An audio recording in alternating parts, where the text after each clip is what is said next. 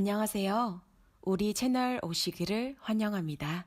저는 40대 후반 두 아이의 엄마예요. 대학을 졸업하고 패션 회사를 다니다가 남편을 만나게 되었어요. 남편은 회사 거래처 사람이었는데 일 때문에 저와 만나다가 서로 좋아하는 사이로 발전했죠. 저희 집은 아빠가 작게 사업을 하셔서 나름 풍족하게 살았어요. 남들한테 빌려주긴 해도 빌려본 적은 없을 만큼 부모님이 재산 관리도 잘하셨고요. 남편은 저와 사귀는 도중에 사업을 시작했고 그로부터 6개월 정도 후에 저에게 청혼을 했어요. 내가 꼭 사업 성공해서 자기 아버님처럼 처자식 고생시키지 않을 거니까 나 한번 믿어봐. 사실 저도 남편하고 결혼하고 싶은 마음이 있어서 부모님께 만나는 남자가 있다고 말을 해놓은 상태였어요. 그래서 결혼을 하겠다고 했더니 아빠는 썩 내키지 않는 눈치였어요. 이제 막 사업을 시작했으면 회사 일로 많이 바쁠 텐데 회사 자리 잡으려면 앞으로 몇 년은 고생할 거고 그럼 집에 잘 들어오지도 못할 게 뻔한데 결혼부터 덥석하겠다는 게 영 마음에 안 든다. 내가 거래처 담당자로 일해봐서 아는데 사람 하나는 정말 확실해요. 일도 똑부러지게 잘 처리하고 그러니까 만나보기도 전에 그렇게 단정 짓지 말고 만나서 얘기해보고 생각해보면 안 돼? 라고 제가 말하자 아빠도 알겠다면서 집에 한번 데려오라고 하셨어요.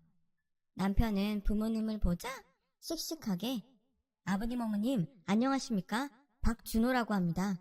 저 정말 유진이 행복하게 해줄 자신 있습니다. 저 한번 믿어주십시오. 라고 하는데 엄마는 그 말을 듣자마자 귀엽다며 웃으셨어요. 아빠는 남편이 하도 자신있게 말을 하니 처음에는 묵묵히 보고만 있다가 사업하면서 가정 돌본다는 게 쉬운 일이 아니야. 꼭 내 딸과 결혼하고 싶다니 하는 말인데 정말 마음 단단히 먹어야 할 거야. 궁금한 게 있으면 어려워 말고 나한테 물어보게. 나도 도울 수 있는 게 있으면 도울 테니까. 라면서 등을 토닥이시더라고요. 남편은 그런 아빠의 말에 감동했는지 감사하다고 몇 번이고 인사를 하면서 큰 절을 했어요. 저희는 결혼 준비를 시작했고 시어머니도 저한테 참 잘해주셨어요. 남편 위로 누나가 넷이나 있었는데 누나들이 남편 결혼식에 일절 간섭하지 못하게 해주신다며 저한테 연락도 못하게 하셨거든요. 지금 생각해보면 그게 다 계산이 들어있었던 것 같아요. 누나들이 너무 간섭해서 제가 결혼을 포기할까봐 아무 말 못하게 했던 거였죠.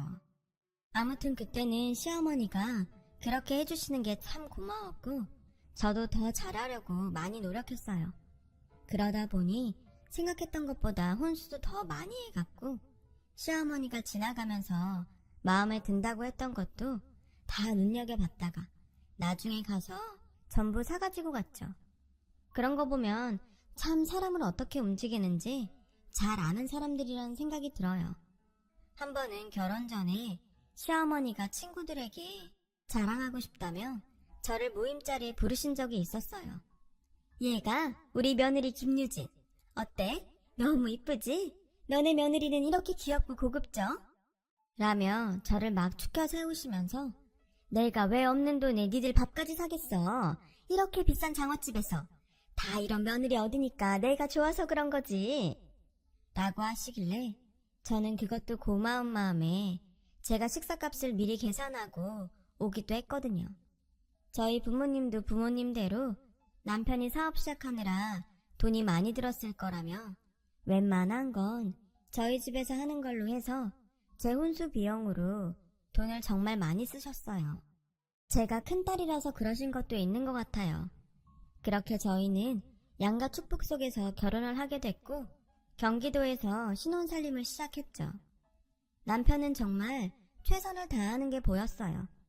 회사 일 때문에 늦게 올 때도 많은데 집안일도 많이 신경 썼고 주말이면 꼭 저보다 먼저 일어나서 청소도 했고요. 그런 모습들에 저는 더 남편을 신뢰하게 됐고 시간이 지나고 임신을 해서 첫 아들을 낳았어요. 결혼하고 2년 반쯤 됐을 때였어요. 남편은 사업을 좀 더 확장하느라 바빴는데도 제 옆을 지켜주고 많이 기뻐해줬죠. 시어머니도 집안에 첫 친손주가 태어났다며 온 동네에 떡을 돌리며 좋아하셨어요. 그리고 그 무렵부터 남편은 친정에 손을 벌리기 시작했어요. 자기, 장인어른한테 말씀드려서 사업 자금 좀 어떻게 안 될까? 지금 거래처 터놓은데 꽉 잡아야 되거든. 응? 부탁 좀 하자. 처음에는 남편이 애쓰는 것도 안쓰러웠고 사업도 잘 크면 좋겠다는 마음에 아빠한테 말씀드렸죠. 아빠도 흔쾌히 남편에게 사업 자금을 대주셨어요. 그렇게 한 번, 두 번이 세 번, 네 번이 되고 여러 번이 되었어요. 그 사이 저는 둘째 딸을 낳았고요. 남편은 병원에 늦게 오긴 했지만 그래도 딸이 태어나는 걸 보긴 했어요. 아들만 있었으면 섭섭할 뻔했는데 딸도 생겼네. 내가 진짜 복이 많은가 봐. 당신 같은 아내에 장인어른네, 애들까지. 정말 고마워. 라며 장미꽃을 한아름 사와서 저에게 안겨줬어요. 시어머니도 수고했다면 좋아해 주셨죠. 그런데 둘째를 낳고 나서부터 남편은 일이 더 바빠졌다며 전보다 집안일에 신경을 못 쓰더라고요. 저는 얼마든지 그럴 수 있다고 생각하고 늘 남편을 격려했어요. 그래, 당신 사업하느라 얼마나 고생이 많겠어. 내가 아빠가 사업하는 것도 옆에서 봐서 아는데 사람들이 아는 것처럼 가만히 앉아서 되는 일이 아니더라고. 집안일은 너무 걱정하지 말고 건강도 생각하면서 몸에 좋은 거 먹고 다니면서 해. 내가 지금은 잘 챙겨주지 못하지만 애들 좀 크고 나면 건강식도 많이 만들어주고 잘할게. 라고 했죠. 남편은 점점 집에 늦게 오는 날이 많아졌고 회사에서 밤을 새운다며 들어오지 않는 날도 종종 생겼어요. 한 달에 한 번 정도 집에 들어오질 않더니 그 횟수가 늘어나서 일주일에 한 번은 꼭 밖에 있더군요. 엄마는 걱정이 돼서 아무리 바빠도 잠은 집에 와서 자야지. 네 아빠도 출장이 아니면 이렇게 집을 자주 비우지 않았어. 지금 네가 잘 잡아야지. 안 그러면 외박도 습관이 된다. 박서방한테 잘 말해서 외박 자주 하지 않게 해. 라고 하셨지만 저는 엄마, 지금 그 사람 돈 바쁠 때야? 사업 일으키면서 거래처들 다 잡는다고 얼마나 애를 쓰는데 내가 옆에서 힘이 돼주지는 못할 망정 잔소리나 하면 그게 나나 그 사람한테 도움이 되겠어? 엄마도 아빠 봐서 잘 알잖아. 아빠도 집에서 기분 안 좋으면 밖에서도 일 잘 안 된다고 엄마가 늘 조심해놓고서 나보고는 그렇게 잔소리를 하라고 하면 어떡해. 라며 남편을 두둔했죠. 하지만 마음 한편으로는 엄마의 걱정이 이해가 되기도 했어요. 생각해보면 아빠는 출장이 있을 때도 꼭 연락을 하셨고 집안에 무슨 일이 없는지 잘 챙기셨거든요. 그런데 남편은 대부분 아무 연락도 없이 안 들어오기 일쑤였어요. 여보, 지금 제일 바쁠 때인 건 알겠는데 그래도 웬만하면 잠은 들어와서 자. 그리고 안 들어오는 날은 연락도 않고 당신이 어디서 뭐 하는지 모르니까 너무 걱정이 돼서 그래. 나도 집에 연락해야지 항상 생각은 하는데 일하다 보면 자꾸 잊어버리게 되더라고. 나도 연락하도록 노력할게. 라고 했지만 그 뒤로도 남편은 거의 연락이 없이 밖에서 밤을 새고 집에 들어왔어요. 어떤 날은 접대를 했다며 술에 잔뜩 취해서 몸을 가누지 못하기도 했죠. 저는 혹시 밖에서 다른 여자를 만나는 건 아닌가 하는 마음도 들었지만 그런 생각을 하는 게 남편이 그동안 보여준 걸 무시하는 것 같아 애써 부인했어요. 남편은 그 뒤로도 몇 번 더 친정에 손을 벌렸고 아빠는 최선을 다해서 남편을 도와주셨어요. 그런데 아빠 사업에 어려움이 생기기 시작하면서 친정 재정이 조금씩 나빠졌어요. 아빠는 혹시나 하고 박서방 요새 사업 잘 되나? 그러면 전에 투자금으로 받아간 걸 좀 돌려받았으면 좋겠는데 라고 물으셨지만 남편은 그때마다 아직은 어려운데 어떡하지? 장인어른한테 조금만 더 기다려달라고 해. 지금까지도 잘 참아주셨잖아. 응? 라며 사정을 했어요. 저도 친정도 그런 남편 말을 믿고 기다렸지만 그 사정이란 건 좀처럼 나아지질 않더군요. 그런 와중에도 남편은 또 친정에 돈을 빌릴 수 있냐고 저한테 물어보는 거였어요. 지금은 좀 어려울 것 같아. 당신도 알다시피 아빠가 사정이 안 좋으시잖아. 저번에도 투자금 돌려받을 수 있는지 물어보셨는데 당신한테 줄 여윳돈은 없을 것 같아. 아, 정말 중요할 때인데 하필 이럴 때 장인어른이 그렇게 되시냐? 나한테 사업은 이래야 한다 저래야 한다 잔소리는 엄청 하시더니 정작 본인은 자기 사업도 잘 못 챙겼나 보네. 저는 그 말에 화가 나서 말이 좀 심한 거 아니야? 사업이란 게 하다 보면 어려울 때도 있는 거야. 당신도 그러니까 아빠한테 자꾸 손 벌린 거잖아. 다 당신 도와주느라 그런 말도 한 건데 아빠가 좀 도와주지 못한다고 어떻게 그렇게 말할 수 있어? 라고 하자 남편은 말이 그렇다는 거지. 답답하니까. 아, 진짜 돈을 어떻게 구하지? 라며 짜증을 내더니 그대로 집을 나가더라고요. 저는 너무 어이가 없었지만 남편도 힘이 드니 그렇겠지 하고 이해하려고 했죠. 하지만 아빠 사업은 좋아질 기미가 보이지 않았고 남편은 그런 아빠에게 점점 거리를 두는 게 보였어요. 일주일에 2-3번씩 아빠한테 전화로 안부도 묻고 얘기도 하더니 언젠가부터는 연락도 하지 않았어요. 요새 박서방 어떻게 지내냐? 통 연락이 없는데. 라는 아빠 말에 저는 많이 바쁘대요 요즘. 다 어렵잖아요. 그래서 회사 일하느라 정신이 없다더라고요. 라는 변명을 했지만 아빠는 한숨을 쉬며 그래, 어렵긴 어렵지. 그래도 안부 전화 한 통은 할 수 있을 텐데. 라고 하시는데 아빠도 어느 정도 눈치를 채고 계셨던 것 같아요. 저는 그날 밤 남편한테 당신 아빠한테 요새 전화 한 통도 안 하던데 그럼 우리 아빠도 섭섭하잖아.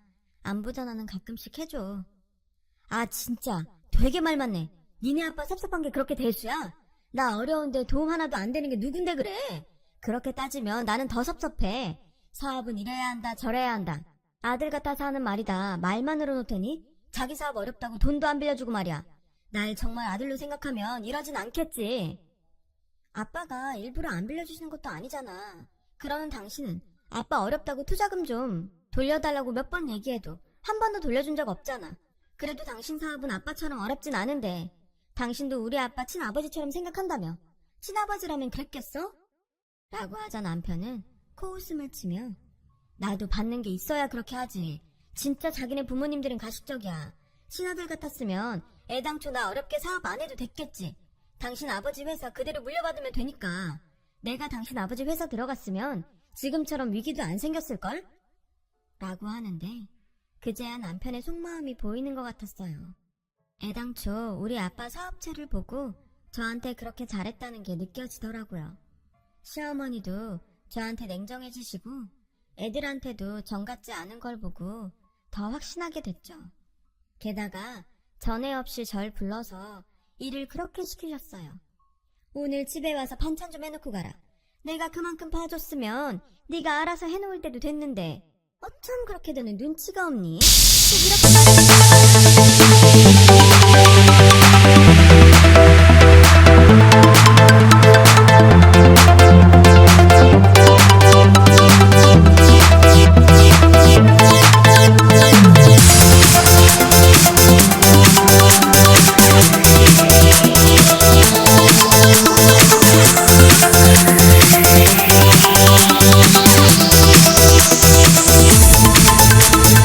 Remix. Turn up the bass.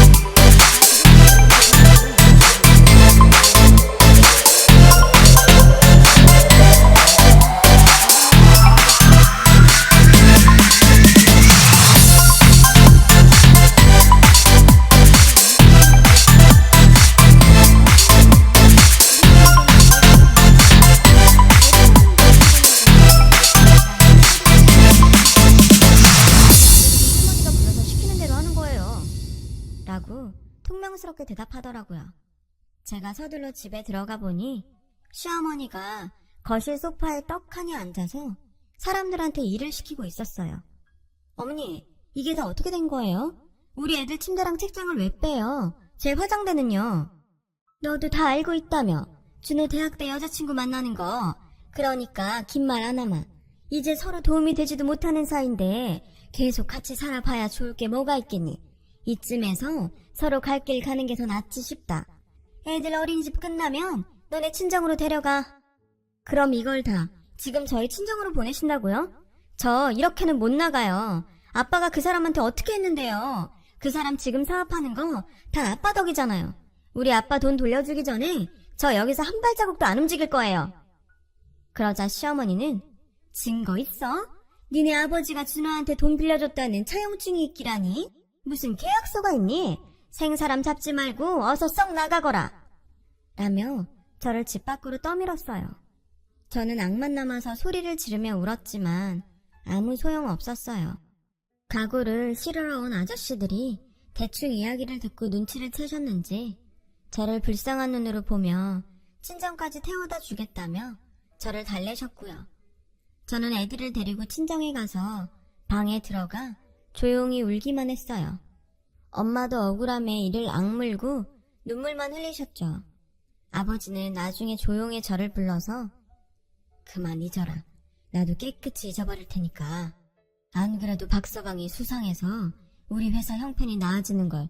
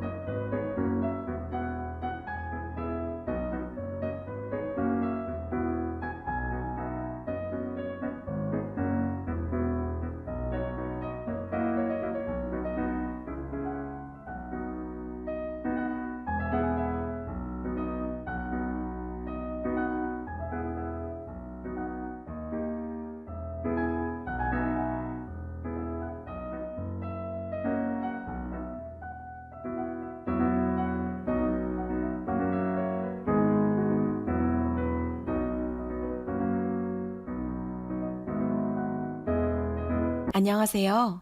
우리 채널 오시기를 환영합니다. 일부러 말 안 했다. 혹시나 말이 새나가지 않게 단속도 했고. 역시 우리 집 돈만 노렸던 게 맞았구나. 아들 같은 사위라고 철석같이 믿고 차용증도 안 쓰고 돈 빌려준 내 잘못이다. 라며 위로하셨어요. 저는 그저 죄송하다는 말밖에 할 수 없었어요. 그렇게 저는 이혼을 했고 그 후 얼마 안 돼서 아빠가 돌아가셨어요. 갑자기 심장마비가 와서 돌아가셨는데 아무래도 스트레스 때문이었던 것 같아요. 남편한테 일단 연락을 했지만 예상은 했던 대로 장례식장에 오지 않더군요. 그 후 저와 엄마는 사업을 정리해서 전문 경영인에게 대표 자리를 넘겼고 저는 아버지가 남겨주신 재산으로 인터넷 쇼핑몰 사업을 시작했어요. 다행히 패션 회사에 다닐 때 친구들과 간간히 연락을 이어와서 그 덕을 볼 수 있었어요. 저는 직접 디자인도 하고 동대문도 돌아다니며 옷감을 끊어다가 만들어 자체 제작 상품을 만들었고 소입품이나 기성품보다 제가 만든 옷들이 더 반응이 좋아서 가입 회원들도 많아지고 매출도 계속 올라갔어요. 중간에 좀 힘들 때도 있었지만 그때마다 아빠와 아이들을 생각하며 버텼어요. 그렇게 몇 년이 지나니 쇼핑몰이 꽤 커져서 직원들도 많이 두게 되었고 소위 대박이 났어요. 그 즈음 직원이 전 남편이 사무실로 몇 번 전화가 왔다고 알려주더군요. 저는 아무 말도 하지 않았지만 감이 좋지 않았어요. 이미 제 사업이 많이 컸다고 이쪽에서는 소문이 났고 그게 전 남편 귀에 안 들어갈 리가 없었거든요. 그리고 얼마 안 돼서 그 사람이 절 찾아왔어요. 저는 직원에게 바쁘니까 못 만난다고 돌려보내라고 했는데 계속 기다리겠다고 했다는 거였어요. 그 말에 신경도 쓰지 않고 일을 보다가 점심을 먹으러 가려는데 남편이 밖에 앉아있다가 저를 보더니 당신 얼굴 좋아 보이네. 잘 지냈어? 우리 얘기 좀 하자. 라며 뻔뻔하게 아무 일 없었던 것처럼 말하더라고요. 제가 바빠서 볼 시간이 없을 것 같네요. 그럼 내일 어때? 몇 시가 좋아? 내일도 안 되고 모레도 안 됩니다. 앞으로 계속 쭉 그쪽 볼 시간은 없을 거예요. 라고 했거든요. 그랬더니 사람 참 달라졌네. 성공하고 나니 이렇게 변하는구나. 라길래 저도 그쪽만 하겠어요? 남의 아빠 돈 쏙 빼먹고 집이 망한 것 같으니까 다른 사람으로 갈아탄 인간이 할 말은 아니죠. 라며 사람들 앞에서 망신을 줬어요. 이제는 오지 않겠거니 했더니 다음날은 제가 출근도 하기 전에 시어머니와 같이 와서 제 사무실을 차지하고 있더라고요. 정말 모자가 똑같이 철판을 깐 걸 보니 열이 확 받더군요. 예, 너 참 성공했구나. 축하한다. 애들은 잘 있고? 어째 한번 놀러 오질 않니? 많이 컸을 텐데 통 보질 못하네. 저는 상대하지 않고 직원을 불러서 이렇게 아무나 내 방에 들이면 어떡해요? 사장이 출근도 하기 전에 잡상인이 왜 와 있어요? 그게 자꾸 사장님 시어머니랑 남편이라고 하시니까 저도 어쩔 수 없이. 저는 경비실에 전화해서 당장 쫓아내달라고 했어요. 그러자 시어머니는 너 사람이 어떻게 이러니? 여기까지 온 사람들한테 잡상인이라니? 엄연히 네 애들 할머니고 아빠잖니? 그러지 말고 옛일은 마음 풀고 준우랑 협력해서 사업 더 키워보자. 사람이 어떻게 이러냐고요? 저희 집 망한 줄 알고 어떻게 하셨는데 그런 말이 그렇게 술술 나와요? 남의 아빠 돈도 꿀꺽했으면 미안한 줄 알아야지. 어디 와서 상패해요? 그 잘난 사업 되게 새 며느리랑 하면 되잖아요. 라고 하자 남편이 그 여자가 속인 거였어. 내 사업체랑 합병해서 키우자더니 다른 데에 매각해버리고 돈 다 들고 잠적했다니까. 여보, 당신 잘 됐으니까 우리 같이 해보는 게 어때? 내가 수익에서 당신 아버지한테 빌렸던 것도 다 갚아 나갈게. 우리 예전에 좋았잖아. 한번 해보자. 나는 그럴 생각이 전혀 없어. 친정 망했다고 그렇게 독하게 굴더니 아주 웃기지도 않네. 그리고 지금 말한 거 내가 지금 휴대폰으로 다 녹음했으니까 곧 고소장 날아갈 거예요. 우리 아빠 돈 토해낼 생각이나 하고 있으세요. 그때 경비원들이 들어와서 두 사람을 양쪽에서 끌고 나갔어요. 여보, 한 번만 좀 봐주라. 나 재기하게 도와줘. 얘야, 내가 이번엔 진짜 잘하마. 애들도 잘 봐줄 수 있어. 저는 그냥 사무실 문을 쾅 닫고 들어와 버렸어요. 그리고 변호사를 선임해서 아빠 돈 떼먹은 걸 고소했죠. 물론 증거가 많지 않아서 어려울 거라는 건 알고 있었고 돈도 거의 돌려받지 못했지만 그냥 넘어가기에는 너무 억울했거든요. 그렇게라도 해야 하늘에 계신 아빠가 속이 좀 풀릴 것 같았어요. 저나 엄마도 그렇고요. 저는 지금도 혼자서 아이들을 키우면서 사업을 하고 있어요. 친정 엄마도 애들 돌봐주시고 많이 도와주시고요. 결혼은 다시 생각하고 싶지도 않네요. 물론 세상에 좋은 남편들이 더 많다는 것도 알지만요. 저는 이제 남의 편인 시댁이라면 사양하고 싶네요. 이렇게 사연을 털어놓으니 속이 좀 많이 후련해지는 것 같아요. 얘기 들어주신 여러분들 정말 감사하고요. 모두 좋은 일만 넘치시길 바랄게요. 하늘이 스스로 돕는 자를 돕는다는 말이 정말이더라고요. 다들 희망을 잃지 마시고 화이팅 하세요. 여러분, 사연 댓글에 응원과 현명한 조언 부탁드려요. 좋아요와 구독은 저에게 큰 힘이 됩니다. 오늘도 좋은 일 가득하세요.